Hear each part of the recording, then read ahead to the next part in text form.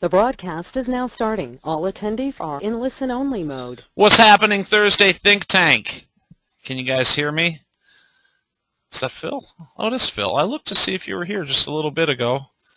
We have invited you onto the pre-webinar chat, but I didn't see Fred's here, Justine's here, Martin, Dr. Keith. How you guys doing?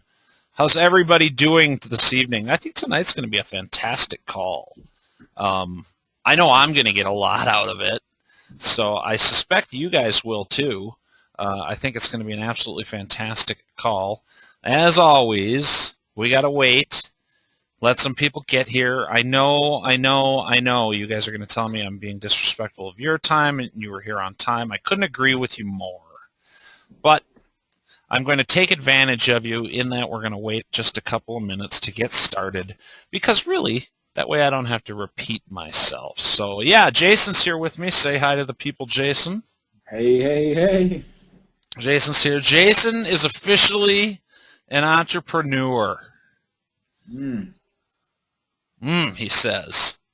Yeah, that's a good feeling. Yeah? Little ahead of schedule. Yeah.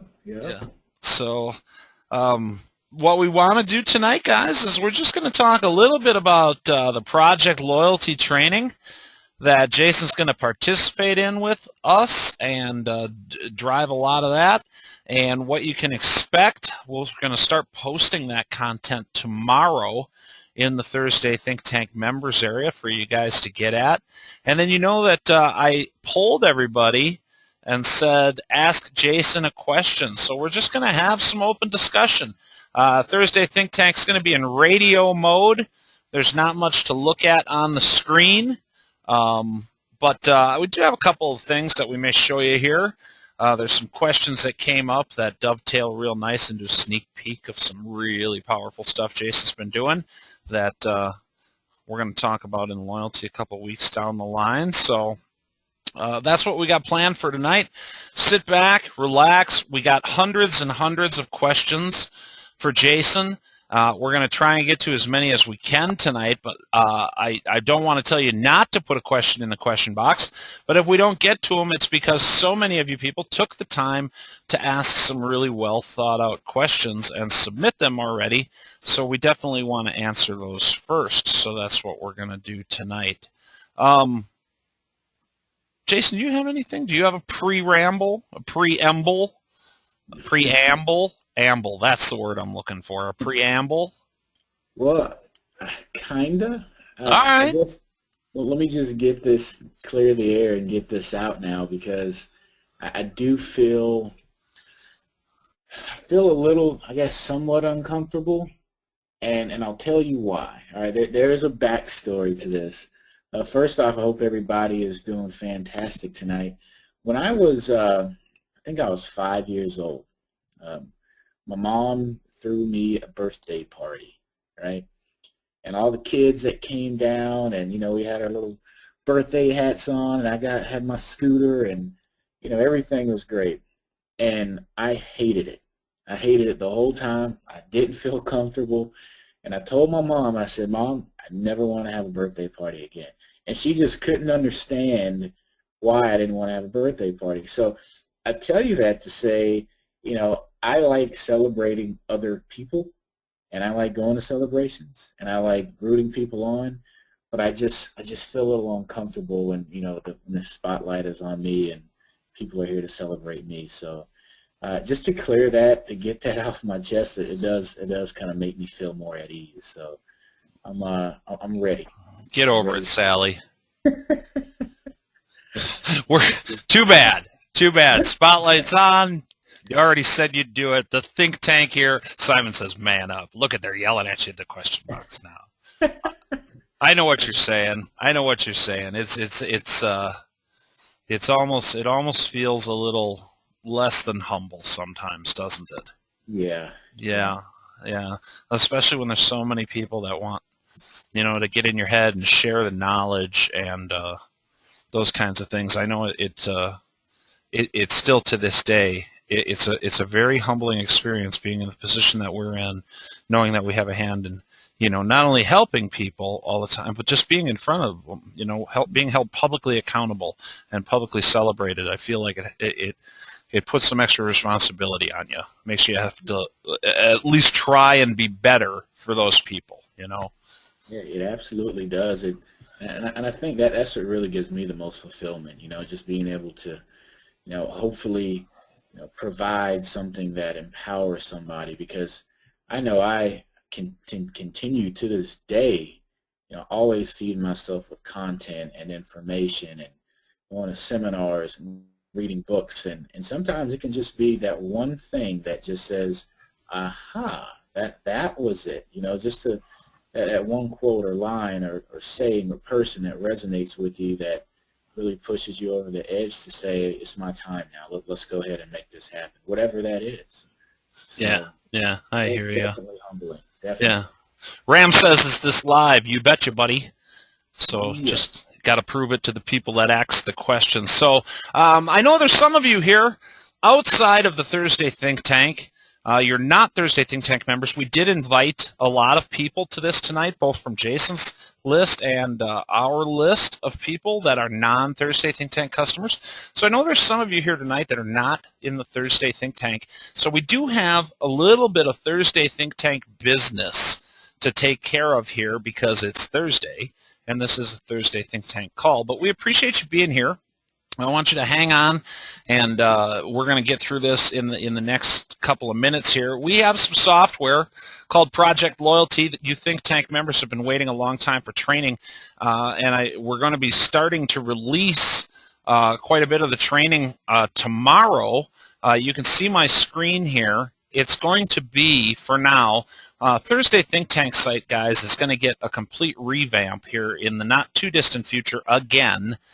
Because there's so much stuff in here, it's becoming a little cluttered. We put so much content, we do so many calls, it all winds up here, and it's becoming a little cluttered. So you may see a revamp of this happening, but for now, there will be another one of these tabs that, let me see. Are we going to?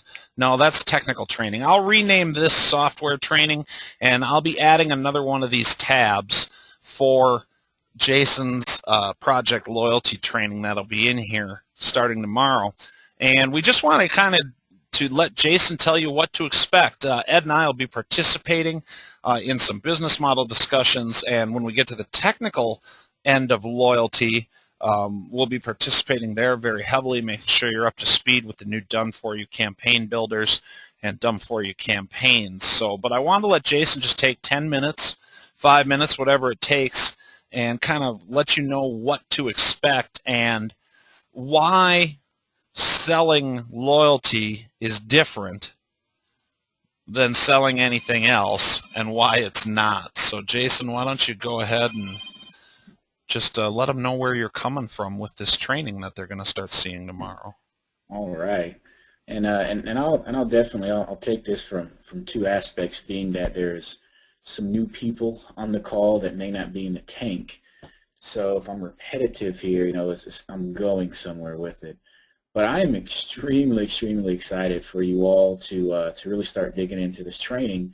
And if you all know kind of my backstory, even how I came into just relationship with Dave and even in the tank, and first off it was Wrecking Ball, was with SMS. And that's really what the base was and still is of my business. That's kind of like my core. Like text marketing is what I know. Some of the courses that I was fortunate to create were on text marketing. That's pretty much what I know. And if you all followed some of my recent correspondence in my mobile marketing group, and just if you're on my email list, I've said on several occasions that my next immediate plan and focus is loyalty. And I'm taking all of those eggs in that basket of SMS, what I love, and putting that into loyalty. And people probably think, why in the heck would you do something like that? And then there's a few reasons. First off, and this is just to give you a little bit of an intro into what the training is going to convey.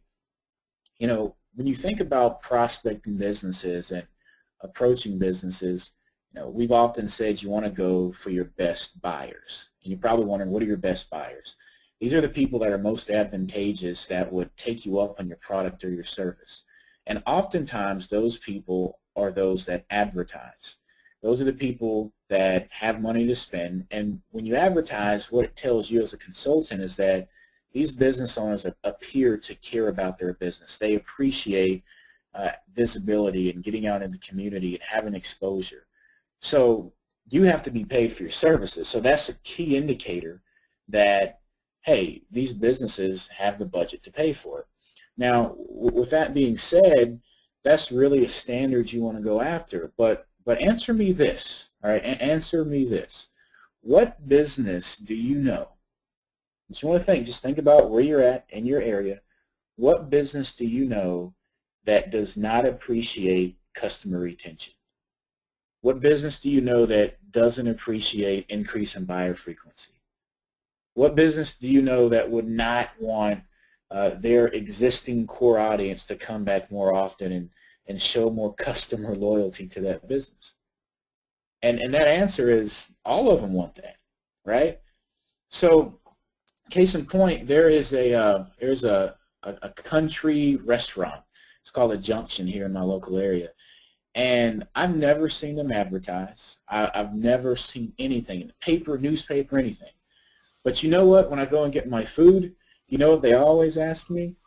Did you bring your card with you today? I was like, I sure did. And they do punch cards, you all. So even businesses that don't advertise understand the value and understand the importance of customer loyalty. So my point in telling you all of that is the opportunity that's in front of you, the opportunity with the software that you have available that trumps everything out there is tremendous, because your market is every business out there. And see, that is powerful, and I really want you all to hear me on that. What you got up there, Dave? Ed just Skyped me a link to the demo. Yeah, that we're working on. Thought it would just be nice, a little eye candy on the screen, just change it a little bit. I hear you. We'll definitely get to that. But yeah, that's what loyalty provides, and it just really allows you to really go after many businesses. When you really think about just the aspect of loyalty software in itself, I mean, first off, it's in its infancy. The market's wide open. There's only a handful of companies that are doing this successfully to the level that we have. So you all are definitely in for a treat. So training. The training really just cuts the fat and gets straight to the meat. All of the majority of training is very short modules. No videos are over 15 minutes. And if they are, maybe like give or take a minute or so on some areas that we really have to go through and really take time on. So the modules that are longer, they're purposeful, okay? You're going to have a lot of supporting materials as far as a variety of approach and prospect strategies, whether that is face-to-face communication, if that's your style. It may be email, it may be direct mail, that may be cold calling. I even have a video in there where I actually am on the phone with a business owner just calling, and then I'll break it down as to what I did, why I said this, what happened, just really breaking down the psychology of it. So it's not theory, it's stuff that we're actually doing, and it's all live. Then we're going to go into even video prospecting, which is interesting in itself. There's going to be a module on the technical aspect. Dave alluded, and he gave you a little sneak peek as to something that we're working on. And there's various models that you can do with loyalty, and that's something that we'll definitely touch on as well. So you all are in for a treat, and it's going to be a good training, but more importantly, it's going to provide you what you all need to go out, succeed, land clients, and make money. I disagree. Uh-oh. I disagree. Uh-oh. Well, Okay. you and I had a conversation a little bit earlier today. We were just making sure that we had all our ducks in a row so we could give this out to the tank, And the reality is, like you and I talked about, and I should almost, I really, I'll see if I recorded our Skype conversation today. I'll take a look at it. But, the most important thing here, which I know your training is going to provide a touch of, but it's just doing it, man. Just making it happen. We talked today. The reason everybody's on this call from my group and the reason everybody knows who I am is because of my success with SMS. And I did all that with crappy, hard to use, pain in the ass, free open software. And you got started with software other than the current Wrecking Ball V6 because that was an evolution over the last year. I mean, if we look at the Wrecking Ball SMS, back to version 1, that's a pretty simple tool, but a lot of people manage to make a lot of money with it. Well, that's because not only is it important to have unique, fantastic opportunities like we do with Project Loyalty and the timing of it, but you still got to go out and you got to take action. You got to get off mom's couch. You got to get out there and just sell and do what you can because otherwise nothing's going to work for you. It's true. Yeah. Spot on, Dave. Yeah. Well, what else, Jason? Should we get into some of these questions? We got a lot of questions from people that are pretty good. People want to know all kinds of stuff. Did you have anything else you wanted to talk about real quick? I know you're going to be interacting with everybody here for the foreseeable future on a pretty regular basis. Is there anything else they need to know? Tell us, I guess, first of all, about for those of you for people that don't know you at all, when you found internet marketing and how your path led you to where you're at and what you're doing. Okay. Let's see. It's about 2 years ago, maybe 2.25, and I was working a job, and I knew I wanted to do something for myself and to make money for my soon-to-be family. And I'll tell you what I started doing. I started trying everything. Actually, I just stopped doing direct sales, and I was just looking for a business vehicle. So I actually started cleaning apartments. Yeah. So the apartment complex I was living at, I just started cleaning apartments, and I had this stopwatch, right? It was crazy. I had this stopwatch, and I would clean the apartments that needed to be cleaned when people were moving out and getting them moved in ready. So I had this stopwatch with me, and I would time myself how many I could clean just to improve my productivity per hour so I could make more money if I cleaned more apartments. And I did that for a little while, and it just kind of got old, and I was like, I got to find something else. So I started learning about internet marketing, and the reason I started doing that was really just to learn how to drive leads for my direct sales company. And then the cleaning came about, and then I put that down, and then I said, hey, there's an opportunity to help local businesses. So that's where I started at. And then from there, I just bought WSOs, invested in courses, bought more WSOs, invested in courses. And I got frustrated, and I said, I got all this info now. Feel pretty good, but I'm frustrated, and I'm not making any money still. So like Dave said, just got off my butt, and I said, well, imperfect action is better than no action. And I just got busy. And up until this point, even today, it's just been a learning experience. Like I don't do everything, right? Like it's funny, Dave, because I don't know if Martin's on this call, and there's a couple other people too. They'll point out to me certain things that are wrong with my website, or copy that I left off of campaigns, and just totally butchering stuff. And it's like, oh, I didn't notice that. I appreciate it. So, well, and I love you like a brother. You know that. We're pretty good friends, We talk quite a bit, so I know you won't be offended with this, but like we just discovered a bunch of stuff yesterday that could be having really adverse effects on some of your campaigns. That was just technical stuff when it was set up. It was set up a little, but my point in bringing that up, Jason, is you still sell the crap out of it. I mean, you still sell the crap out of it, you know, and the customers are thrilled. And I think that's really, if you can get to the core of that, whatever causes that phenomenon where stuff doesn't work, I don't want to say doesn't work, it works, but it could be so much better. But everybody's thrilled to death, and you're making money, and you sell the living crap out of it, you know? So it doesn't have to be perfect to succeed with it by any means, right? That's true. Yeah. That's true. And So, go ahead, I'm sorry. For growth, you know, and that's the most important thing. Imperfect action is better than no action. So. Yeah, isn't that the truth? So you found SMS what? Call it the first of this year? A year ago? Yeah, a little bit before, I would say like August of 2011. Okay.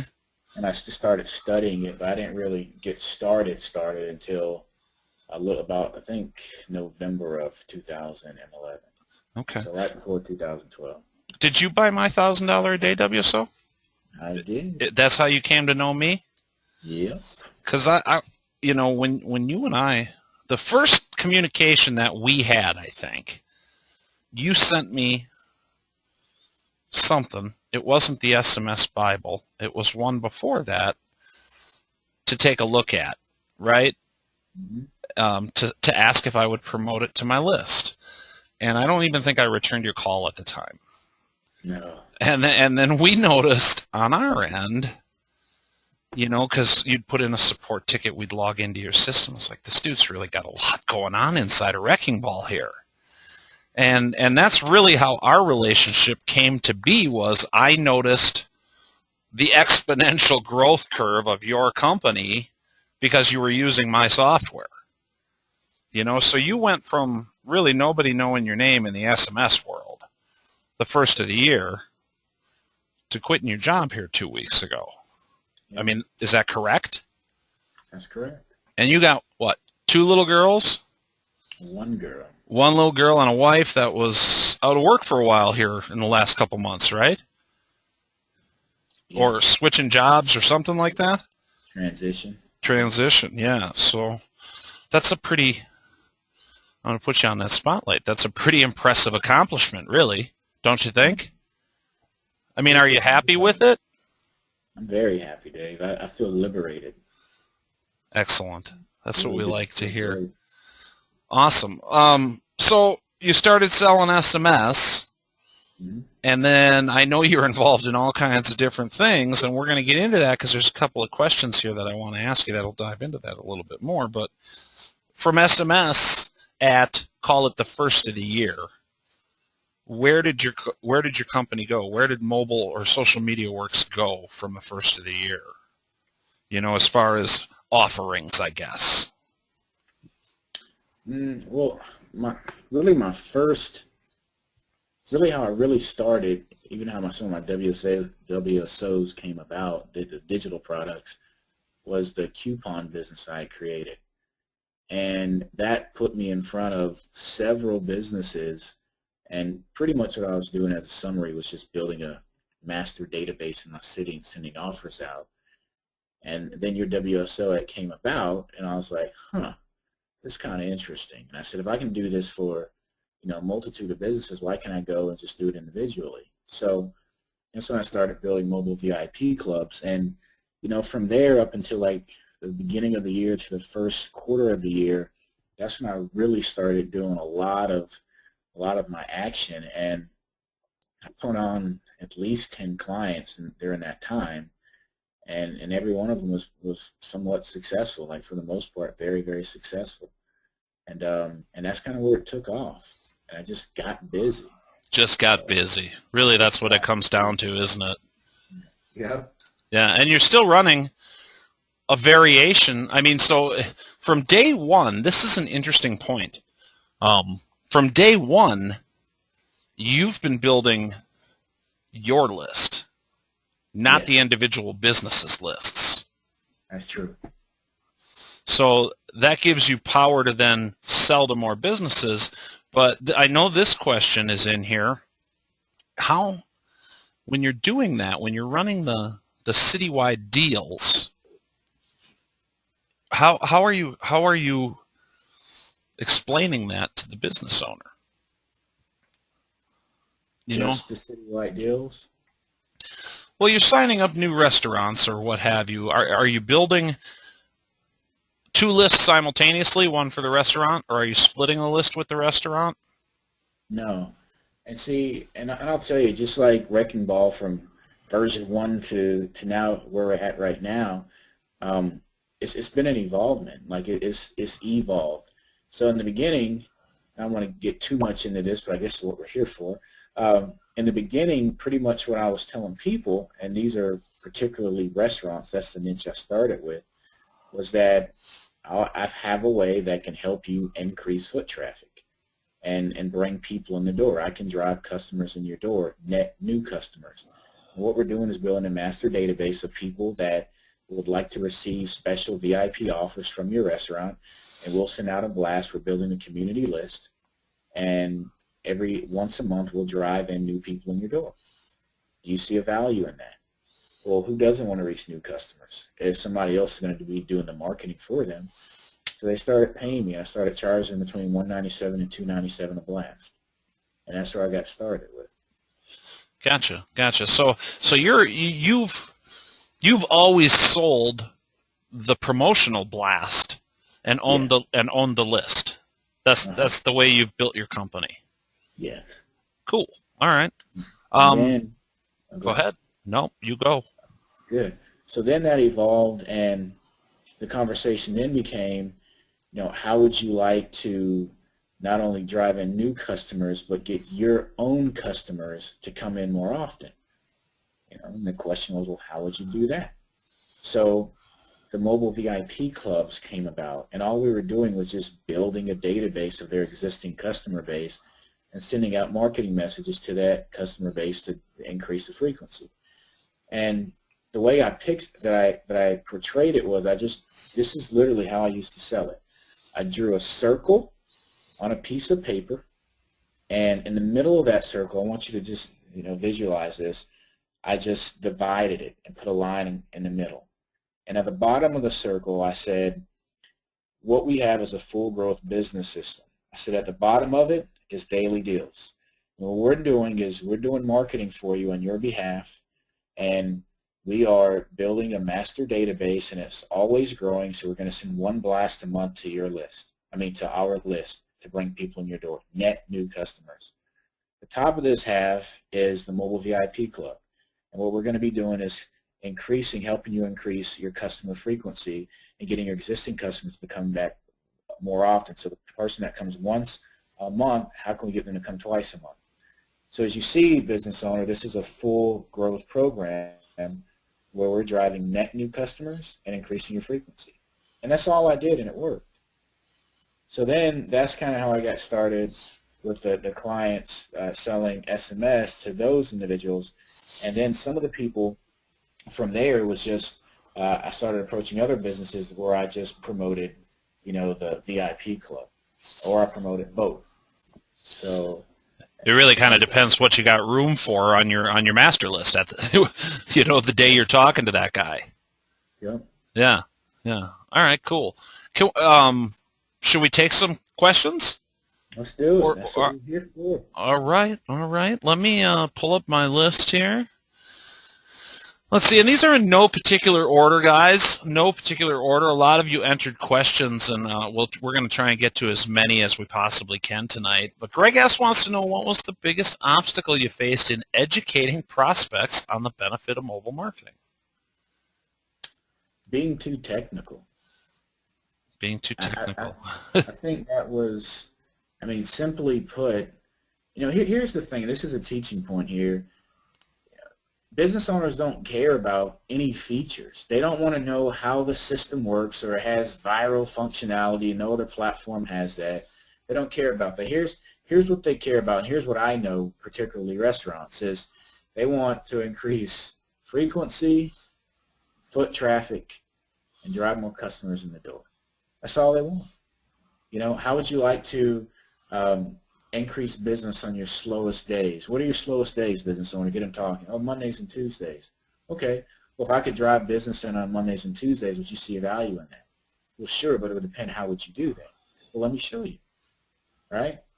Would it be of interest to you to help you increase foot traffic, to get the customer that only comes once a week to maybe come twice a week? Right. See, you just got to break it down. Don't be technical. Like text marketing is not about text marketing. It's about what is the benefit of the customer. I mean, the business owner. What's it going to do for them? So. Yeah. Awesome. Awesome. Justine wants to know, and I'm going to assume that this is, because everybody knows you've been working a full-time job and plus building this business for the last 9 months. Well, longer than that. But Justine wants to know, how are you scheduling a day for success? How are you getting it all done, man? Working a full-time job and running your business. Okay. That's a great question. It's really, I'll take this approach as twofold. First off, it's knowing where you want to go and understanding where you're at right now. Here's the best way to explain it too, just on that point. Maybe a few weeks ago, I started running this circuit, and I go to this park, and I always run this typical loop. It's about maybe 2 miles or so, and I happened to be out there, and I didn't know that the cross country team, runs in at the same park, but they actually carved out this. It looked to me as this elaborate course. And I didn't know how far it was. So I seen him running, and he didn't know, but I just started following him. I was like, I wonder where he's going. I'm working out. I'll just follow him. Obviously he's following some type of path. And the thing is, I got tired, you all. The reason I got tired is because I didn't know where he was going and how far this circuit that he was running was. So the next time what I did, when I came back, because I timed it next time, and I knew that it was like right around 3.60 miles. So I knew where I was going, and I could really just kind of plan for that. I know I'm running 3.6 miles. Now I'm running 3.6 miles. And that's my point. Like, you get more tired, you get frustrated, and you get down, you get depressed when you really don't have that destination. So understanding where you're at and where you're trying to go, that was one thing that helped. That's a great analogy. That's a great analogy.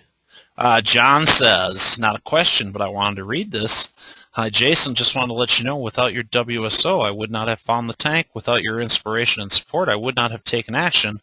Without action, I would not have been on the verge of closing my first client contract worth 70,000 pounds per year. Ooh. Yeah, I'm not exactly sure what the state of the monetary conversion is, but that sounds like an awful lot. Sounds good to me. Yeah, right on. So congratulations, John B. And let's see, did I miss any of that? Absolutely. Congrats. Congrats, John. I took action. My screen's acting up, John, so if I'm reading this wrong, but it says something to the effect of took action and taking action, the accountability that you taught me and the lack of confidence to deliver results were my problems, and you helped me overcome that. So, amazing. Yeah, and Greg Smith says how to get motivated. That's the problem. I should be saying Greg S. Sorry if I just busted you out and you didn't want to be. Jason will get into that, and Jason's a very motivational guy. That's one of the reasons we like him to do these kinds of things for us here in the think tank. And I think, Jason, what is the most important thing for someone to go out and get their first client? That's really the same question, isn't it, don't you think? It's really just about making the decision to go get that client. Yeah. Yeah. And here's the other thing is, not to get too, too motivational here. I'm just going to talk from the heart. How about that? You do it. A lot of times we think we're void of something. And that's the reason why so many people, and I do it too at times, start to say, well, I need to go get this course to learn about this subject or how to sell this service. And all we're doing is we think, and the approach is that we don't really have what it takes at the moment, or we don't have enough. We're incomplete, but once I get this and to this point, then I'll be ready to rock and roll. But you know what? Where you're at right now, wherever you're at right now, I don't care if you can't even get out of bed, you have enough to make something happen. And you just got to take where you're at and just, pull yourself up and just go and take action.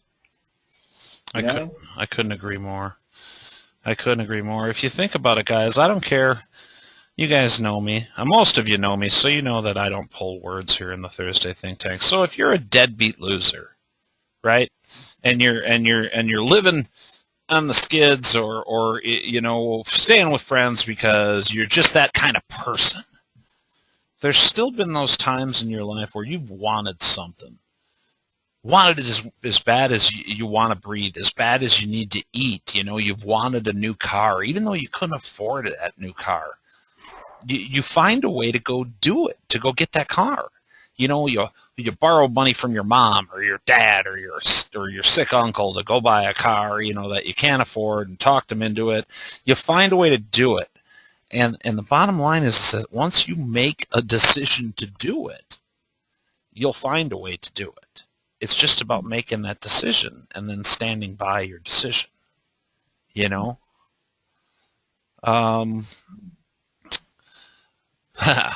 Robert F. says, are you doing email marketing or what to get through the gatekeepers? He actually says, are you doing direct mail, email marketing, or what to get through the gatekeepers? You're kind of a walk in the front door cold call kind of guy for the most part, right? Yeah.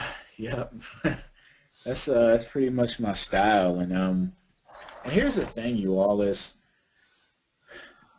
what I felt like I had to do because I needed to make money, and you probably heard me refer to it, and us refer to it, the fastest path to cash was, really going after the easiest to approach niches, and then going after local businesses. Now, there's trade-offs to each, but when you're looking at just landing clients, I would go to a restaurant. You're always going to see the owner there. They work there, and I would go to a local place. So I never really had a problem getting to a gatekeeper. And a quick tip, when I did call, because I do, I guess cold call. I just call it calling, but I do cold call. But what I do usually before I call, I discover who the owner is. And when I call, I talk to whoever answers that phone as if I know that owner. And it goes like this. Hey, this is Jason. Can you tell John I'm here? Can you put John on the phone? And that's it. That's it. Well, now, do you piss anybody off when you do that? Have you ever had an owner come out and go, I don't know you, what do you want? No. No. I'll just say, hey, this is Jason, the local business owner, just like you. I know you weren't expecting my call, but let me tell you why I'm calling. Is this a good time to be calling? You got a quick moment. They always say, well, not really, but what's this about? Well, no, I'll find a better time. When's a better time to call back? Well, no, I got a few seconds, but what is this about? And then you just go into your spiel. Do your thing, yeah. Okay, nice. I like it. Can I show a sneak peek of the direct mail thing? Oh, sure. Real quick. So here's the deal, guys. One of the questions was, do you use direct mail? We've been talking a lot, Jason and I, lately, and Jason's been experimenting with some direct mail that on the surface is going to look maybe like one thing, and it's not. And I'll just show my screen here real quick. So this is a two-sided direct mail piece that Jason just recently ran, and it's a fantastic way to make some cash, to find some new clients. It's pretty slick what Jason's doing and how we've since incorporated this method into loyalty. And I can tell you that Jason will be talking about the direct mail thing in the not too distant future. So stay tuned for that, but it's pretty badass, and it's a nice way. You probably are working harder doing it. And if you're uncomfortable cold calling, it's maybe not the most fantastic method in the world, but it's a nice way if you're really, really stuck in a rut to go get your foot in the door with 15 businesses and get paid to do it. So Yeah. more about direct mail later in the Thursday Think Tank. How's that? Let me get back to some questions here. Let's see here. Do you do any free trials, Jason? Do you offer any free trials on your marketing?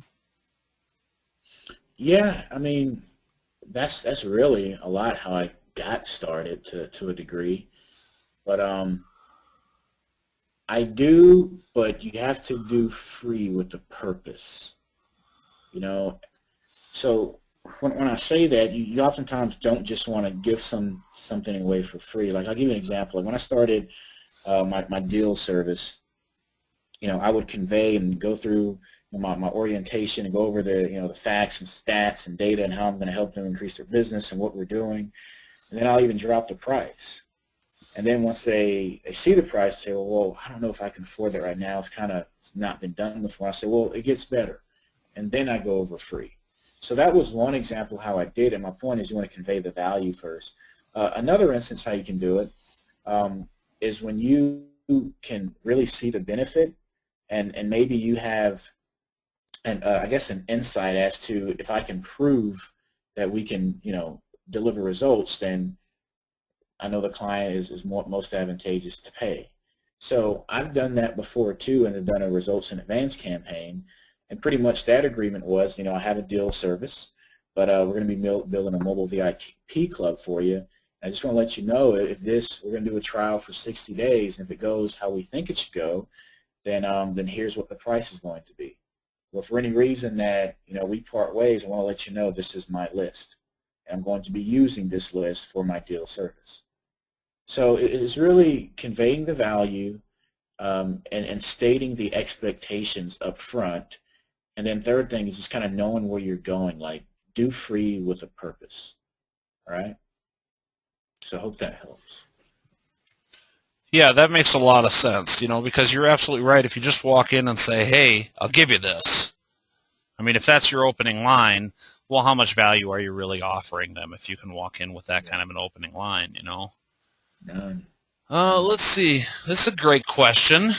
One of our excellent longtime Thursday Think Tank members, Farouk Barber. I'm sure he doesn't mind that I called him out there. What or when was the turning point that you decided enough is enough with the JOB? I'm going to make this happen no matter what. December of 2012, right before the new year. All right. Was there a straw that broke the camel's back? Are we getting too personal? You can just tell me you don't want to talk about it too. No, this is what we're here for. Like I'm being very transparent with everybody. I got tired of that job, but it wasn't just a job. It was just knowing that I know I had more in me. I had more value to give to people. I know I could help businesses. And I just made a decision right before the new year. One of my goals, I'm looking at it right now, was December 31st, 2013, my last day at work. And I just put some indirect or some direct pressure on myself to go out and get my systems and foundation where it needed to be. And it just so happened that it came a little sooner. Did I help? So, yeah. Nice. Yeah, absolutely. Tooted my own horn just a little bit. Sorry. I got an ego too, y'all. Oh, you threw in the y'all too. I did. Did you caught that? No, I caught it. All right. Here's a question that I want to answer from Paul because I think I can. Paul says, how can I, let's take it in two pieces, Jason. Paul says, how can I build a list of SMS subscribers before I approach the owner or manager? I set up an ad to do this, and I believe my targeting was good. The ad was obviously clear and obviously local, and I barely got, I barely got any clicks, okay? Paul, I tried to do this, the exact same thing, a long time ago. Not a long time ago, but we're going back a year and a half. Played with a lot of paid ad traffic on established local deal sites, and it was worthless. It was absolutely worthless. I could not get people to text in a keyword from a website.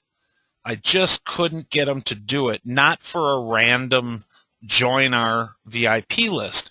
So I think the only way that works, and then I think it's still sketchy, is if you have just such an amazing offer that they can't say no to it.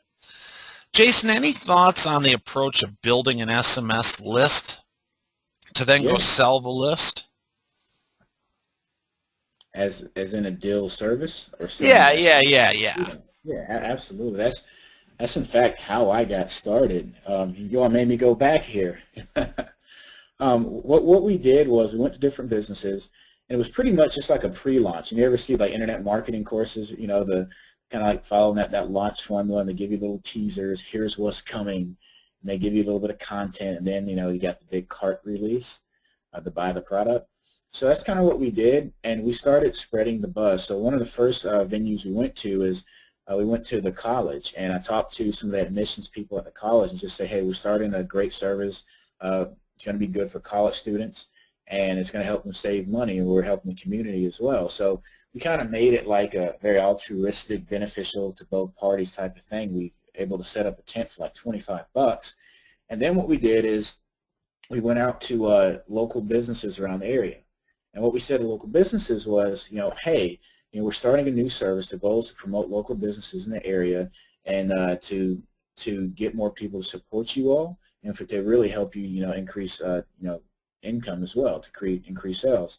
But what we're doing, we had an event coming up at a local college, and just want to know, would you like to donate or give us some gifts so we can promote you, right? So the hook phrase was, can we promote you for free? Can we give you free promotion?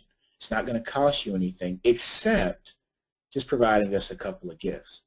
So we went all around, and we went and got gift cards, and we probably racked up more than like $500 worth of stuff. Even Costco gave us like this iPad radio. It's pretty cool. So the benefit for them is that they're going to get free promotion. Again, all businesses have an ego. They want visibility. So our table was stacked with all these kind of gifts. So guess what we did next? So the students came by. It was around the time when school had just started back. Kind of our signage was, we're giving away a free iPad once we reach X amount of subscribers, but we're going to be giving away random offers, every hour. So just go ahead and text in. So people were coming to the table, and they were texting in, and then we found out that wasn't working that well, so they started signing up, and then we entered them manually. So summarize this: go to businesses, tell them you're going to give them free publicity, and you have gifts to give away. And that was it. Boom. Boom. No mind map required for that one. Yeah. Keep it simple. Keep it simple.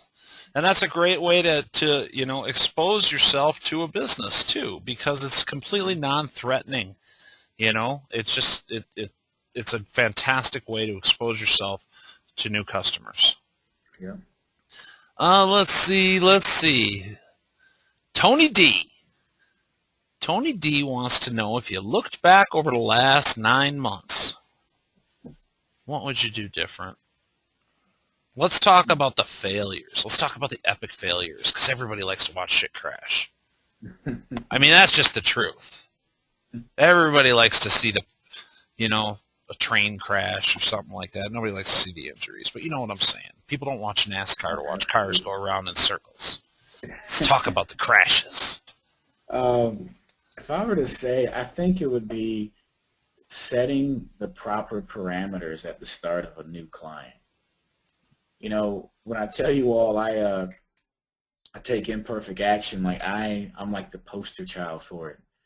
The minute sometimes my contracts were off, and some of the spelling was off, and sometimes I charged a little bit too low. But what I mean by setting the parameters is that what I found myself doing early on was, I guess, almost allowing the client to run me, so to speak. What they would expect more than what was really in the agreement, and it's only because I allowed it. So when you set the parameters, it's just both parties, the client and yourself, really understanding what they're getting and the ramifications if they don't follow suit or follow order. Because sometimes what happens is when you sell the pony, so to speak, and the shiny object, sometimes that's what they expect, but they sometimes expect it at the cost of them doing nothing, which never works, and that only leads to disappointment. So just really setting that expectations correctly. Second thing is having everybody on auto draft.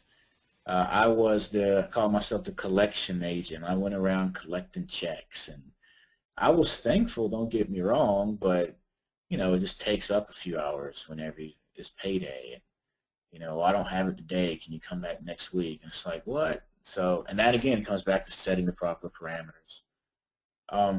Third thing, having a plan and sticking to that plan and executing it. There's so many distractions out there, as you know. If you go in the Warrior Forum, there's probably at least 100 courses that release today. But when you just have a plan, set that plan, and just execute. I yell at you almost weekly for this. Yeah. Yeah. I do. It's hard to keep all of us on track, man. We all need somebody to remind us, leave it alone. Stick to what you're doing. Stick to what's working. Accomplish a goal. Yep, that's so true. Yeah. We talked today, like I'm working on I call it my miscellaneous projects, like 3 other things. It's like, what are you doing, man? But it's fun. It's fun. As long as the primary's there, that's what matters. Well, and that's, it's tough when you love your job, when you're passionate about your job. Everybody on the call is passionate about marketing. When you see the new exciting technique, method, software, trick, bell, whistle, your mind starts to run rampant with all of the things you can do with that, and how powerful that would be. Yeah, but it's, a bullet can't kill somebody if there ain't anybody around to pull the trigger. And that's it's tough, man, to stay the course. We've tried very, very hard, to not put the bright shiny objects in front of you guys over the last year. So Thursday Think Tank's been in business 14 months now. So that's pretty cool. And there's a lot of people on this call that have been with us the whole time. So Mark S. wants to know, is there a step-by-step guide to use SMS for marketing? There is, Mark. Jason and I teamed up and we did what we called the 30-day SMS challenge. And we provide that inside of the Thursday Think Tank. We also provide it with our Wrecking Ball SMS system. And that's probably the best step-by-step guide I've ever seen.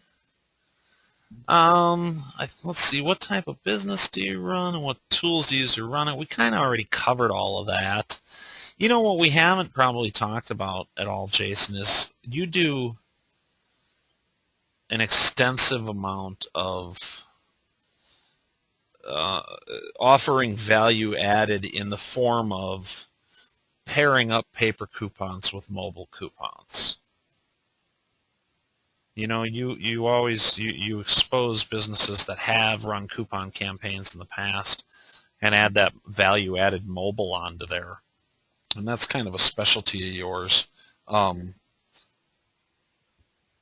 you know, what are the returns? Let's say somebody's already got, they're already doing some direct mail with a paper coupon, and you tack on the additional component to the mobile coupon.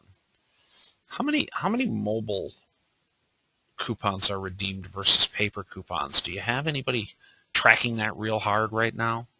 Dave, I would, maybe you can say something to them that convinces them to do that. But I'll tell you, like, that's one of the things that I battle with is, like, I like stats and metrics and give me these exact numbers, and they'll just tell me, oh, it was pretty good. It did Yeah. well. I'm satisfied. But here's I guess here's what it boils down to, even though it frustrates the crap out of me too. Um, Whenever you can improve upon the the the expected results, then it's always going to be better than what you had.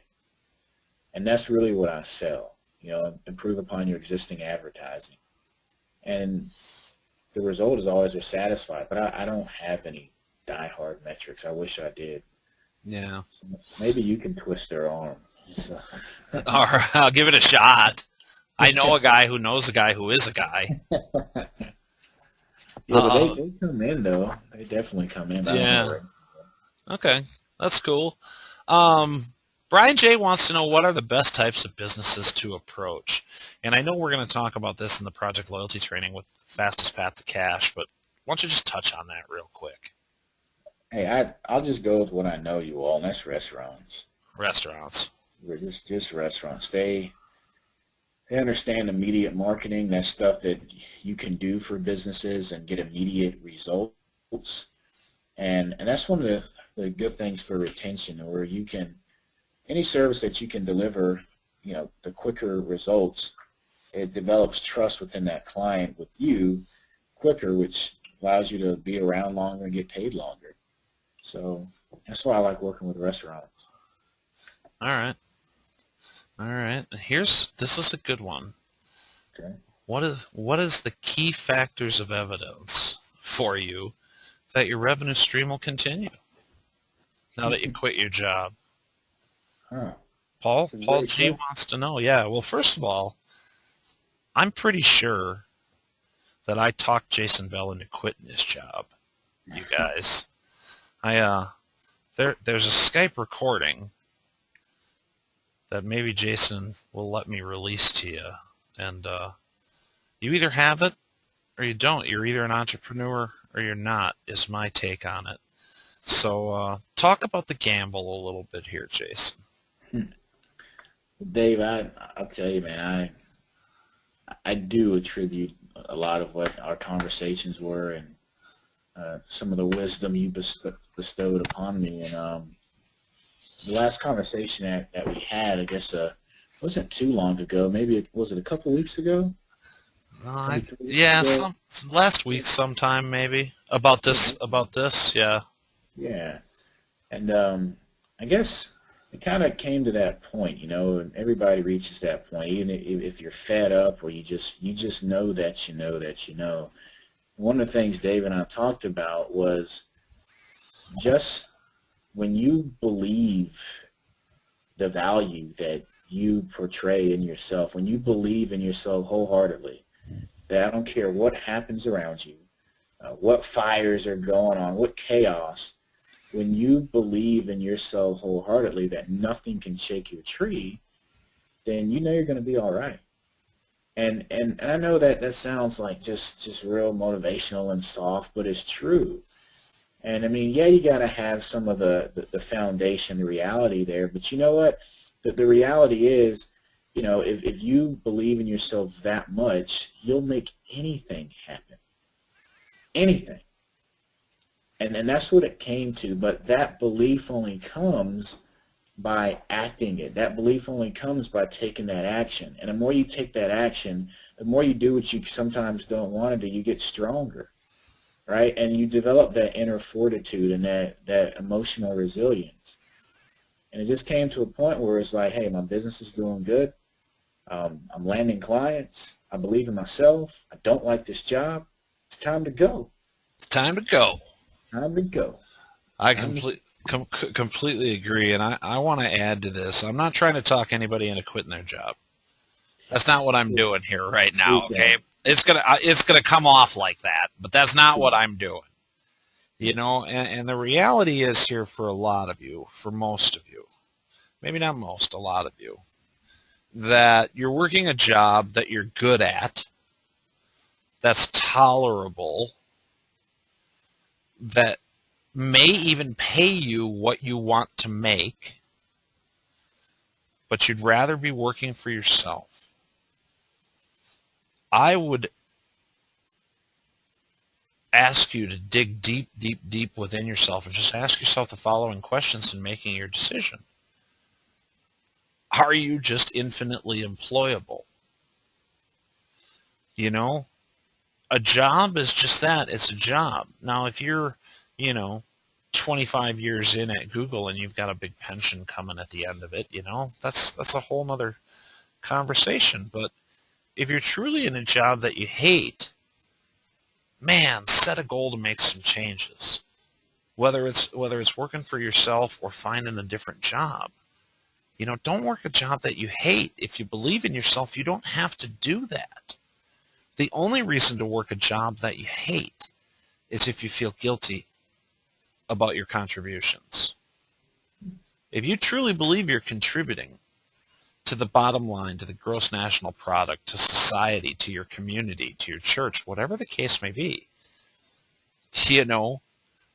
if you demonstrate that on a regular basis, you'll always be able to replace a situation you're not happy with. So that's my take on it, and that's really what I said to Jason was, Jason and I talk frequently. I've watched him grow. I've watched him succeed. I know who he is as a person. And I told him flat out, you should quit your damn job. There's no doubt in my mind that you're going to be just fine. Because even if something catastrophic happened and it all goes in the toilet tomorrow, can Jason go find another job that pays better than the last one he had in a similar field? Sure he can. He's good at what he does. He's a good employee, and he's confident. He knows he can deliver. And a lot of you have that exact same quality. Make use of it. Dave's contributing to the jobless rate. Well, good. Somebody's got to shake things up. Let's see. Bill says I work 8 to 4:30 with a 45-minute commute each way. When did Jason do most of his cold calling and selling? Now, I know you kind of had a unique situation, but I'm sure there was many days where you had to mix the two, right? Oh, yeah. Oh, let me tell you. I got to tell you this. All right. This is what I did many days. First off, at our job, we would have different color shirts. Like every day of the week, we would have a different color shirt, right? And it had our logo on it, our company name and all that kind of stuff. And it was, I can laugh about it now, but I almost lived two different lives. Like when I would go to networking events and, or I was out and about just meeting clients. Even the clients that I had, nobody knew I had a job. I just didn't want to convey it. For some reason, I just thought it would make me look, less of a business owner because they just run a business. Anyhow, I would schedule a lot of my meetings during my lunch break. So I would have my shirt, my other shirt, my business shirt with me in the car, and I would get back in the car, on my lunch break, take my badge off, take my shirt off, put the other one back and put it on, and I would just have like quick 20, 25, 30-minute meetings so I could be back within the hour. So I did that for a long time. And some of the times too is when you think about it, like some business owners will work, may come in on a Saturday and that may be an opportunity. You may be able to catch people after hours at times. But my point is you got to do what you got to do. And you got to look at your situation and don't just say, hey, I'm a victim. It's hard. Yeah, I know it's hard. But you got to ask yourself, well, if I want to make this work, how can I do it? What are little pockets of time that I could maybe make this work? And then what happens, your mind just starts finding solutions. For me, it was just, being kind of militant with my time and doing stuff at lunch break. But I also didn't work, all 7 days per week. So, but you got to do what you got to do and find solutions. Awesome. Awesome advice, man. We've got some time, guys. Get a question in the question box, and I think we'll probably be able to get them read. Jason, do you use any... Describe, I know you're going to get into this in some of the upcoming training. I know you've gotten into it in the past, but are you using scrapers and lead gen software, and talk about follow-up. You know, talk about what you're doing now. I know a lot of it's brand new because you're just getting to that point where you can take the time to dial that in, but talk about follow-up.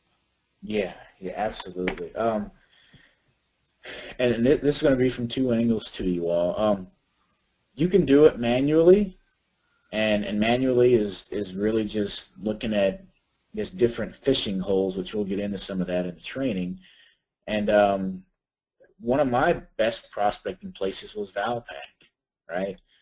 And I would just look in Valpak and find different businesses, and I would call them or I would go to their place. Oftentimes I just went in there and just said, hey, do you see this ad? Would it be of value to you if I can show you how to improve upon it and increase foot traffic? So that was one of the manual aspects, and that's what I've done up to this point. What I've recently started doing is really following up where, first off, that's the lost leader in this game, because what happens is, we'll get all gung-ho about having a meeting with somebody or calling somebody or maybe booking an appointment, but it stops there if they don't buy, and you all go on to the next person. Like I'm guilty of it. When the truth is, you sometimes business owners need time, to warm up to you and to cultivate, but you don't wait. You just go on to the next one. But what a lot of us do is we just say next and we don't look back. So one of the things I started doing is just getting their permission to send them information. Hey, would it be okay if I can send you some information on tips and strategies on how to grow your business? Sure. What's your email address? So all I'm doing is giving their permission to put them in an autoresponder sequence so you can cultivate those business owners. And that's a lot where that follow-up comes into play. If you don't have that and you don't have an autoresponder, what you want to do is you can kind of do like a manual, a client management system. And really what you would do is just you could create a Google Drive spreadsheet and put that contact name, number, email, all their information, and then maybe put on that spreadsheet, first touch, second touch, third touch, and the date, just so you can keep a manual contact list of the times that you have communicated with those business owners. But one of the worst things you can do is contact somebody one time and just forget about them. There's a lot of money left on the table because that's what a lot of us do. Like, I'm so guilty of it, very guilty of it. So that's kind of what I do, what I did, and what I'm doing now. All right. Jim N. has a book in here for me that he doesn't think I'm going to read, but I will because I'm very transparent and open, and I want to address this question. I'm going to abbreviate a little bit because this is a long question. But he says, Wrecking Ball SMS must have hundreds of members. So my questions are, why is Jason Bell the only one who's tearing it up with SMS? Why aren't we hearing about other Wrecking Ball or think tank people tearing it up with SMS? In other words, why are we only hearing from Jason Bell? Okay, now I paraphrased a little bit, but I'll be more than happy to answer that question, Jim. Because, first of all, you said somewhere in here, it seems like there's only a select few tearing it up with SMS. You're absolutely right. There's only a select few tearing it up with SMS. Doesn't mean it's not attainable for everybody, but there's only a select few that put the effort into tearing it up. Okay, that's number one. Number two, the select few that are tearing it up, not a lot of people want to be in the position that Jason's in, that I'm in, where they're exposed and where they're training. You have to have a passion for that. The last thing one of my customers, yourself included, wants me doing is talking about things that they told me in confidentiality and sharing it with 500 or 600 people on a webinar and sharing their campaigns. They don't want to be bothered with that. You have to want to teach and you have to want to train, and Jason's a rare combination of individual, like I think I am, that's willing to share what he's doing, good, bad, ugly, or indifferent. So is there a lot of people tearing it up with SMS, with Wrecking Ball? Yeah. I mean, I can think of 10 people off the top of my head that are just crushing it with larger national type stuff. And there's more and more and more every day, and we hear about most of it. But I can't just arbitrarily share a customer's story that doesn't want to be put in the spotlight. So the reason you hear from Jason all the time is because Jason's in the trenches. He's doing it. He's succeeding. You guys know exactly what he's doing. We don't ever pull any punches, and he's willing to share that information with you. And that's the difference. Jason's willing to share, and a lot of people aren't. So it opens up exposure. I've had a couple of deals go south because I made the mistake of showing on a webinar who my client was. And if that was a $10,000 a month deal for you, boy, you'd be pretty pissed off if I did that to you. So I can't. I respect your privacy. I respect all of my customers' privacy. We don't share anything about Jason that Jason hasn't told me it's okay to share. As a matter of fact, I asked permission tonight before I shared the sneak peek of your direct mail. That's true. That's right. That's the let's see. Whatever happened to the yoga guy that was on the think tank a while back? That's an oddball question. It's not an oddball question, but it's an unrelated question. I mean, I'm not in contact with him, and Eric on his departure has become very, very busy, so I don't have an update to give you on that, Rick. Let's see. Brandon says, Jason was speaking with the person before your in-person meeting. How do you discover if the prospect even has a marketing budget? I'm tired of meeting with people who end up saying they're broke or are only willing to spend $200 a month. So I think let's take this as an objection handling question. You know, how are you dealing with that objection when it comes up? The first thing you want to do before wasting your time is finding your best buyers.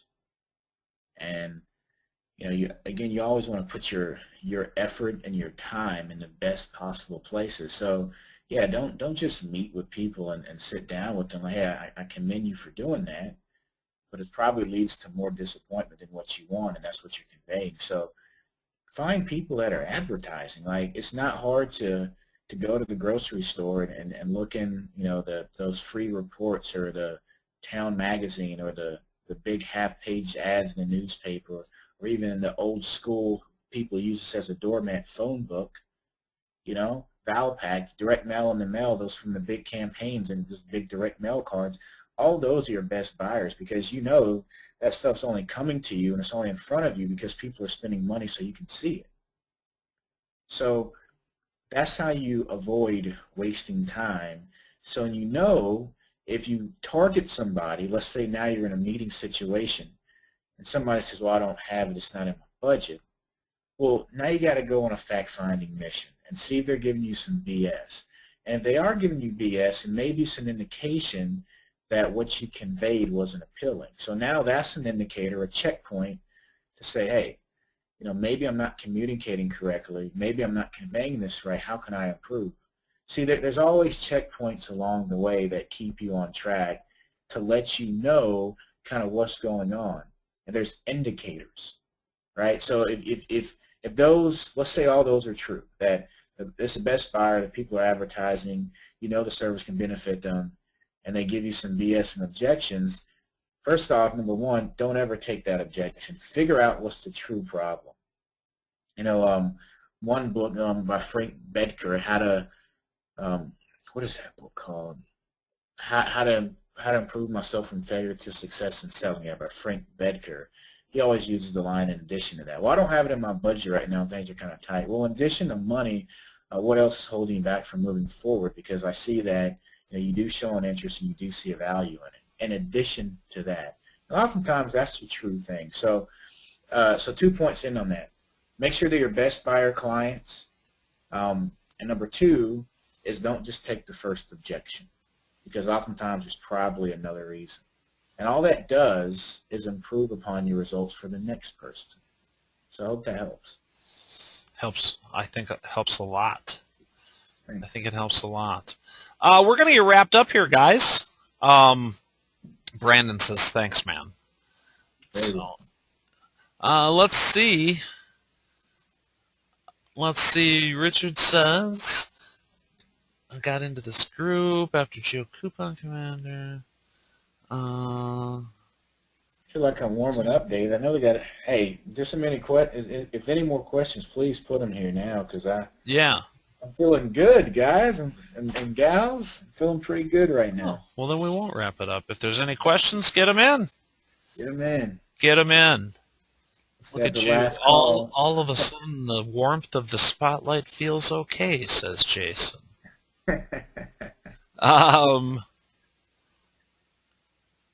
Let's see. Richard's confused.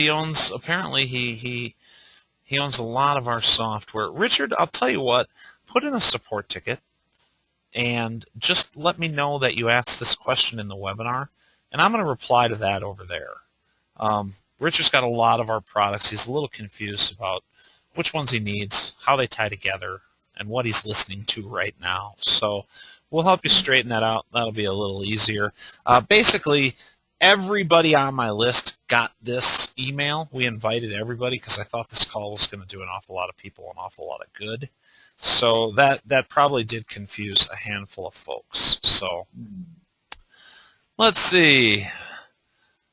Mike wants to know what kind of income level made you feel comfortable quitting your job. I don't want you to answer that, Jason, but I got a hunch your answer is going to be it really wasn't about income anyway.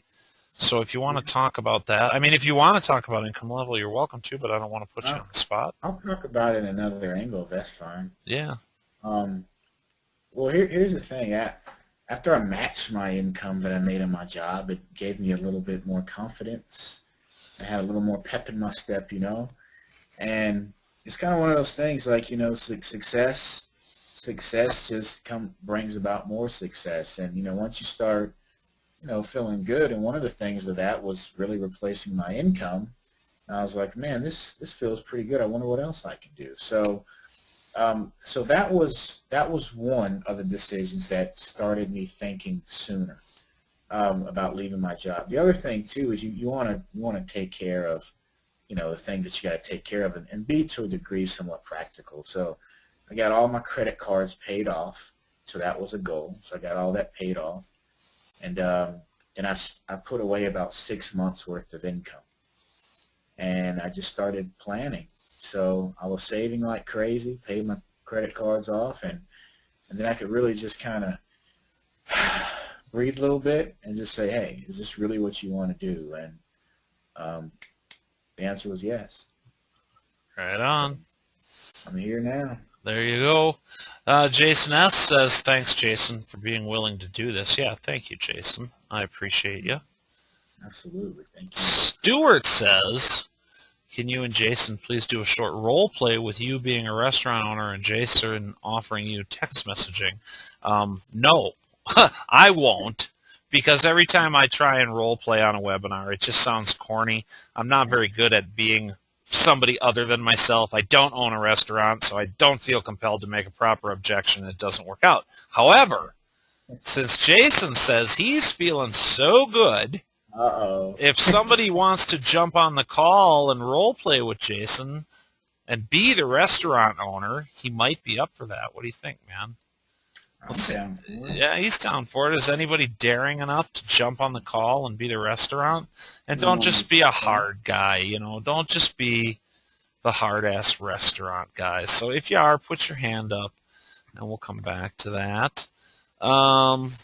Does Jason demo an SMS system for prospects on his phone when he goes in and shows and pitches? Not the system. What I'll do is, well, I guess yeah, because some places how I got started, I do the results in advance campaign, and that would just involve setting up their campaign with a Twilio number and then just showing them what the possibilities are. The other thing to that too, which caveats into this this live on the spot call, is I rarely cold call, meaning if I call, it's because I've seen their advertisement and I have something that can connect with that prospect that resonates with them. Whether it's I'm calling about, hey, I've seen your Valpak ad, right? Or I've seen what you had in the paper. So oftentimes when I call, I'm connecting what I've seen, what they've done with that business in my pitch. Is rarely just, I've seen this seafood place, let me just call them if they want text marketing. So you want to put your time and efforts in the best place. So that also answers another question. Well, how do you manage your time? How are you able to do this having a job? You just don't waste time, really, and put it in the best areas. Yeah. Dennis says, are you using short codes or long codes? I'm using pretty much now all short. So I still have some that are on long, but for the most part, it's majority is all short now. Yeah, and that's coming.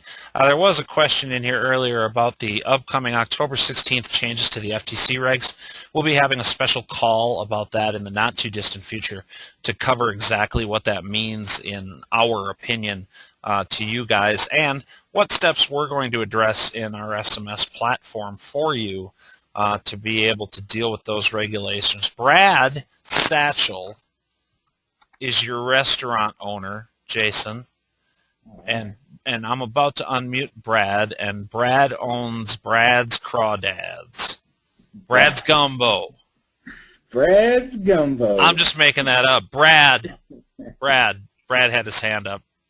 How do why can't I unmute Brad? Is muted by an organizer. Click to unmute. I am an organizer. It won't let me unmute Brad. Uh-oh. That's weird. I've never had that happen. Because I'm not. Right, I just hopped on the call, so I know I can't. I made you an organizer, though.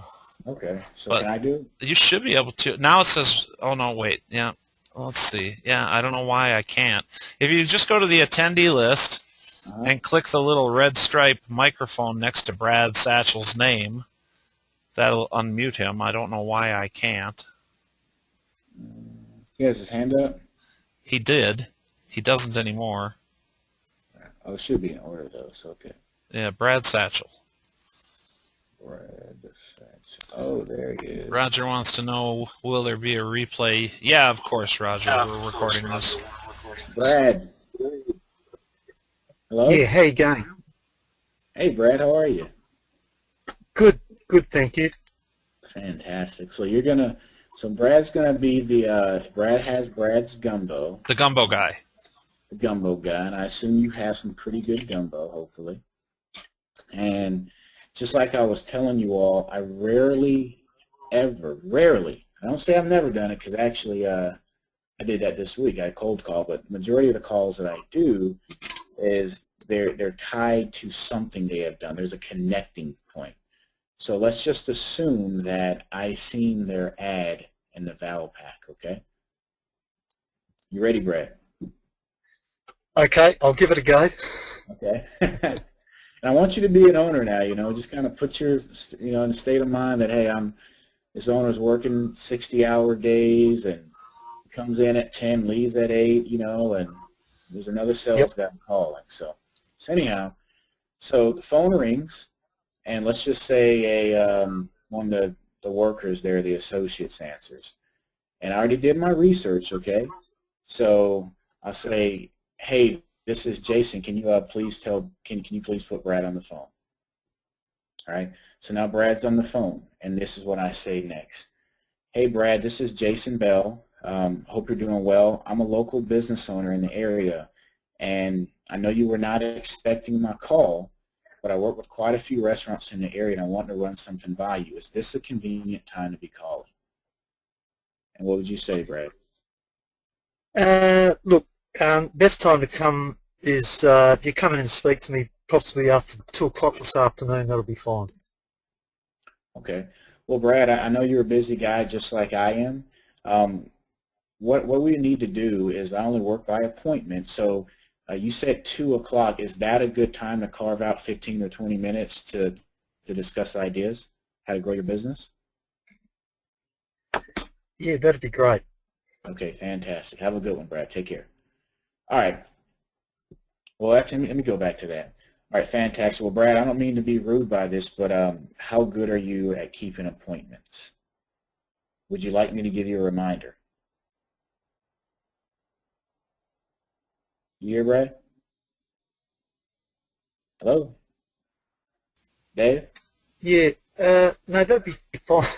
Hey, it's okay. Just text me to remind me. All right, what's your number?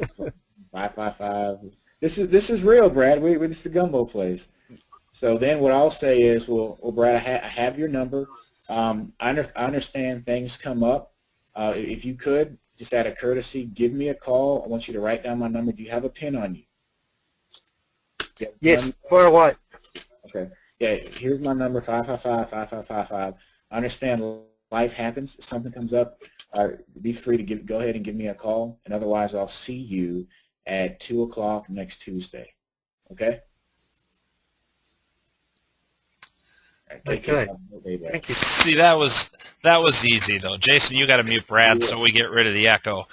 See, all right, so role playing sucks.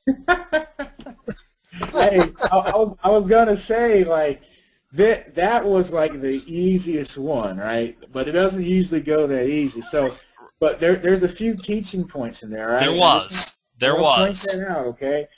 First off, hey, everybody would be excited that Brad was like, sure, come next Tuesday, because first off, he didn't even know what he was coming for, but he said come. So what I did, sometimes even that can be a struggle, right? And if you get off that phone excited because you just booked an appointment that the owner didn't even know what appointment they booked, you're going to be up for disappointment because that was just, an easy let off. So what I did was I just want to make sure it was real. I said, well, hey, Brad, how good are you at keeping appointments? I know you're a busy guy. I'm a busy guy. I only work by appointments, right? So then it kind of puts in their mind like, oh, this guy is serious. He's not going to say that, but that's what they think because you're setting the posture, right? So then you get the appointment. Then you still don't get off the phone. Would you like me to give you a reminder? No, I'm pretty good. Well, hey, Brad, I know life happens. If something comes up, I want you to write down my number. So do you have a pen on you? That's the posture technique. You're already taking control. You tell them to get a pen out and start writing your number down. But then what it also does is it shows a tad of the human touch too, that you're not all business. You understand, life situations happen. Life situations happen to everybody, right? So you kind of add the posture and a mixture of the human touch. And then the last thing before you get off the phone is just reconfirm that. Well, all right, Brad, well, you wrote my number down. I have yours. And I will see you at Tuesday at 2 o'clock. All right? Have a great day. And that's it. And that's it. And by confirming an appointment, you've put commitment in his mind, right? He's now tracking that like he's tracking, the gumbo base salesman stopping by or whatever the case may be. By forcing him to make an appointment, you've already warmed up that lead, and that's the bottom line. Yep. Let's see. Fantastic. Well, thank you so much, Brad. Yeah, thanks, Brad. I'm sorry. I don't know. I have yet to hear a role play that sounded real, but maybe my problem is I ignore the finer points. And Joe the goat farmer says, "Put me on. I can be a pretty good restaurant." No, we know Joe. We know Joe. Joe's the real deal here. So, Jason, you have to mute again Brad, I think. I can't mute him. I don't know why it's not working on my end. Yeah, I got it. It must have something to do with my screen being paused or something. Let's bring old Joe on. We know Joe. Joe's a friend of the tanks here. Okay. Joe. Hey, how you doing? What's happening, brother? Not much. All right. It's the only webinar I go to. See, I know it. I know. Well, that's what when I saw you said you're willing to do this, I was like, Joe's the real deal. We'll put Joe on the spot. Joe will probably be a little more objectionable, Jason. So Joe, God, what kind of place does Joe own? I have a pizza shop. There you go. Joe has a pizza shop. Mm-hmm. Let's do it. Let's try it one more time. All right. So let's just assume the same thing. You know what? And what we'll do 2 takes of it. Just for example purpose, because one of the 2 strategies that I really like is the results in advance, and then just from their own advertisement. So we'll do a cold call, from an advertisement, same situation as was it Brad, and we'll just start from there. So ring the phone. Hey, this is Jason. I already did my research. I know that Joe is the pizza owner. So then I just say, so now you're on the phone, Joe, and it's, hey, Joe, this is Jason Bell, local business owner. I know you were not expecting my call. Is this a convenient time to be called? Sure, what's it about? All right, fantastic. Well, Joe, I could not help but notice your Valpak ad, and hopefully that did well from you. But I work with quite a bit of restaurants in the area, and what I do is I help restaurants increase foot traffic and retention. And I want to know, would you be open to getting together for maybe 15 minutes to go over ideas and strategies on how I may be able to do two things: help you improve your current existing advertisement, and also getting your existing customers to come back and purchase more from you. Would you be open to going over ideas, Joe? I don't really have a lot of time for that. What is it that you got? I understand. Well, Joe, you said you don't have time. Well, what was the reason that you did Valpak? We try to bring some customers in using different resources like TV and radio, and we do Valpak every once in a while. Okay, and how did that go for you?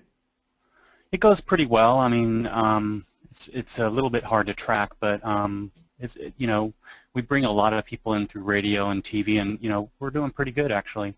Oh, that's fantastic. Let me ask you this. So can I assume that your goal in doing Valpak is to bring in new customers? Is that correct? Of course. Okay. Well, Joe, let me ask you, what are you currently doing to keep those customers that come in? Because as you know, that majority of customers that come from a coupon is what you're doing.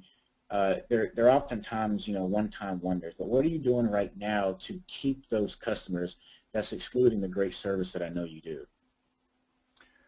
Well, that's what I was about to say, so you cut me off there. So, we're not really doing a lot to keep them in except just to serve them well and get them to come back in. We do run coupons and, quite often the newspapers, and, that's the primary way we're bringing people in.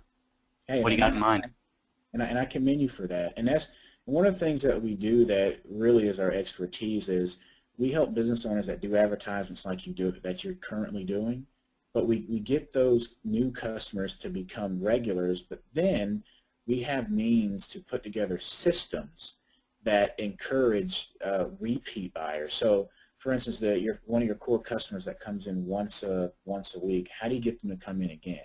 Because the truth is, if you're not building a database and interacting with your customers on a daily basis, not really on a daily basis, but having a means to interact with them, then you're losing out on a lot of revenue. And I just want to know, would you be open to going over some ideas on how we could maybe help you increase revenue by capitalizing your current customers? Well, we've had people bring in different kinds of campaigns like SEO and SMS and email campaigns and stuff like that, but I really haven't seen anything that really seemed to resonate with what I wanted to do. So can you give me a general idea of what you're proposing? What do I do, Joe? Do you know? You bring business in. How do I do it? I don't know. You haven't told me. Exactly. So, so that's one of the reasons why I'm here to talk to you about. Let's put case in point. You have customers. You probably know a core group of your customers, right? Sure. You probably know them by name, and they come in every so often, right? Mm-hmm. Okay. What are you currently doing right now to get one of your favorite customers to come in again? Let's say that you have a new item on your menu or a new special or customer appreciation day. How are you currently communicating with that audience? Just the newspapers and stuff. We're not reaching out to the individuals like what you're talking about. Do you value your customers? Yes. And you don't have a way currently to interact with your existing customers? Not really. I mean, we post things on Facebook every once in a while when we're running coupons and specials. And my point the ones is, that are real fans are watching it. I understand, and that's great. I commend you for that. My whole goal here is to see if you see a value in improving a way that you can communicate with your current customer base. That Sure. ultimately will help you drive sales. Yeah, that sounds great. Okay, well, Joe, I have Tuesday and Thursday of next week available. which days do not work for you? Which days are most busy? Well, you know what? 2 o'clock I'm usually pretty free, so why don't we just do Tuesday at 2? Okay, that sounds great. One second. Yeah, Tuesday works. Joe, not to be rude here, but how good are you at keeping appointments? I know you're a busy guy. I'm a busy guy too, and only work by appointments. No, I'll make that appointment. It's not a problem. Just just come into the restaurant and I'll be here. I'm here every Tuesday. Okay. Well, Joe, I understand things happen. Life happens. What is your number so I can go ahead and remind you? Do you think you need a reminder? No, I'll be here. Okay. Well, fantastic. Well, Joe, I will see you 2 o'clock on Tuesday. And real quick, just be prepared to answer a few questions about your business. I want you to go ahead and carve out about 20 minutes, and we'll just go over some ideas and go on a fact-finding mission to just learn more about your business, okay? How much time will this take? Well, I only have 20 minutes, so I have 20 Okay. minutes carved out. So Sounds great. See you Tuesday. All right, take care. Bye. Joe the goat farmer, ladies and gentlemen. But that was probably realistic. And Joe, I forget your last name since you changed your Skype handle to Joe the goat farmer. It's Heiser. There you go. So I appreciate you coming on, Joe. I would say, I'm going to mute you for the echo here, Joe. Thank you so much for popping on the call. Phil says bravo as well. I would say that was probably a pretty realistic, pretty accurate conversation. Wouldn't you, Jason, from your experience? I would say Joe was a little bit more hard, but all right. For the most part, it's spot on. Absolutely. Absolutely. And I'll tell you too. Do you want to say something there? What? I didn't know if you wanted to say something. Oh, I always got something to say, but you go ahead. No, I was going to say is, a lot of I guess the rebuttal or the objections that Joe was giving, yeah, that's common for a business owner. But one thing that you have to do is you got to maintain your posture, meaning what happens is we start getting all these questions and we start to fold. And when we fold, we start to over-explain and start talking a little bit too much. And then we start going into features and saying, oh, this text thing is really, really cool, right? And so I found myself starting to talk a little bit more, but you want to stick back to your true north, and that is, what are you there to help that business owner do? And a lot of times they don't really know. That's why I ask questions, right? Do you see the value in that? Well, what do I do? And that kind of makes them think and puts them back in the position like, hey, yeah, I don't know what you do. So questioning always helps, and just don't start to fold and oversell and start talking features. So if you notice, I never mentioned anything about text marketing, did I? No, you didn't. And one of the things, just as a casual observer, as an outside person to that conversation, one of the things that struck me was when you pushed back and then shut up and gave Joe an opportunity to almost argue a little bit so you could retake control of the conversation and steer it the direction that you wanted it to go. Now, that's a lot to say about what you just did, but the bottom line is that's exactly what just happened. It was going one direction. You put a pattern interrupt in there and then retook control. Yeah. Beautiful. Absolutely beautiful. And here's the thing, you all, is I don't want anybody to write that down, because if I call somebody else and we do another live call, the conversation is going to go somewhat different. But 2 points here. Number one, which I did not do, even to this day, when I'm really sitting in my office and I'm calling, you know what's in front of me? I got a script. I got a script in front of me. And I have the objections that are listed there, kind of what I say, my pitch, my spiel, and I'm prepared. So it's okay to have a script in front of you, and oftentimes I really, really recommend it, just so you don't really start, doing the verbal, spitting the verbal BS, what we call. The second thing too is, when you're calling, just you make sure don't really go into features and really just stick to those benefits. So, and ask a lot of questions. If he would have kept, given some, I guess, those objections or just being the way that he is, yeah, I would have pushed back just a tad bit more, and I just would have given an opportunity for us to kind of just part ways, but on a good note, though, because the thing is, I may be with my family and eat in Joe's barbecue place, a week later. And what you all want to think about long term is don't leave on such a bad note that when you call them, you're kind of ashamed and you're hiding. No, you want to leave on a note and say, hey, Joe, I talked to you last week on the phone. You kind of gave me a hard time. I'm here with my family. How are you? Jokingly, but then he feels bad. Right, right. I've done it before. So then they're like, oh, I'm sorry. It was just a long day, and I had all this. I said, I understand. I said, when is a good time for us to talk? So, I mean, you always want to think long term. Don't leave on a bad note, but questions. Always ask questions. Stay your true north. Use a script. All right? And I did not have a script that time, so that's why it wasn't as polished as it could have been.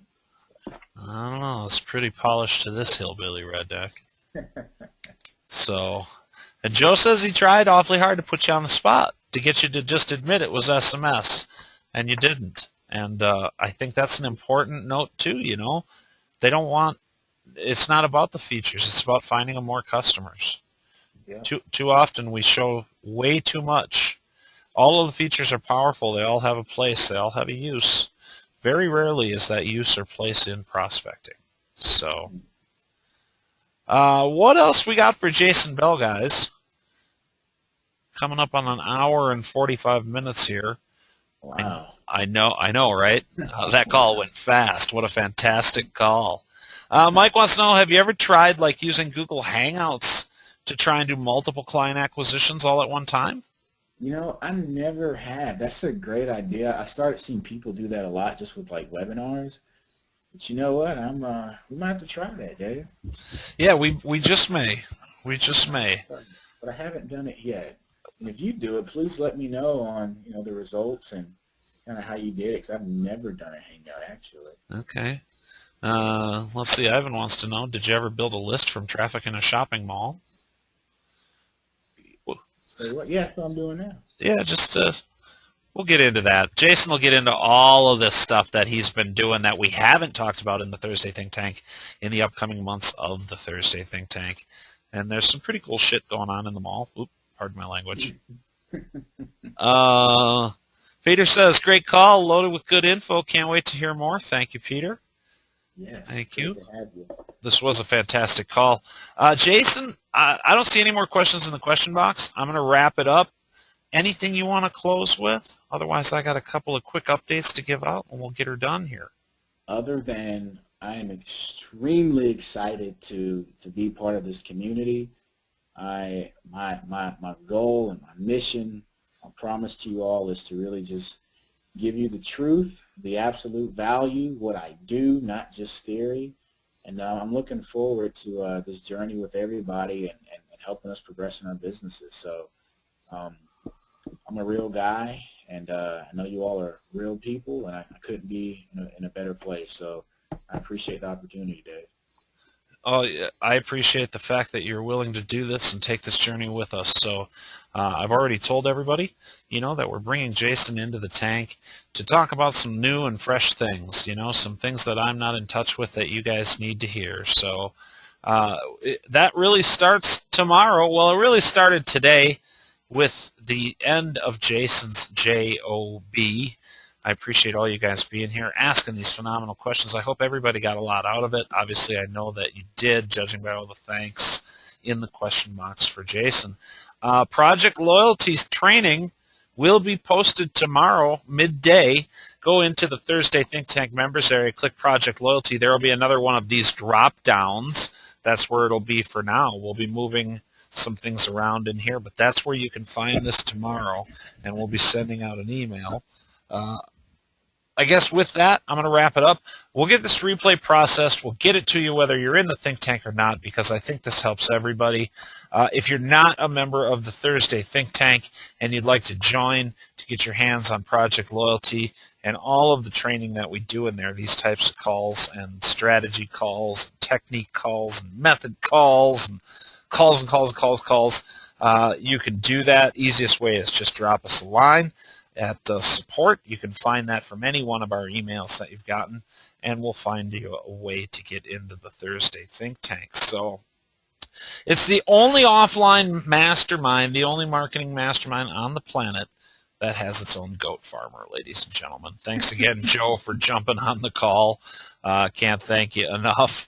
So we're going to wrap it up. We'll get this recording processed. We'll make sure and get it in your hands. Excuse me.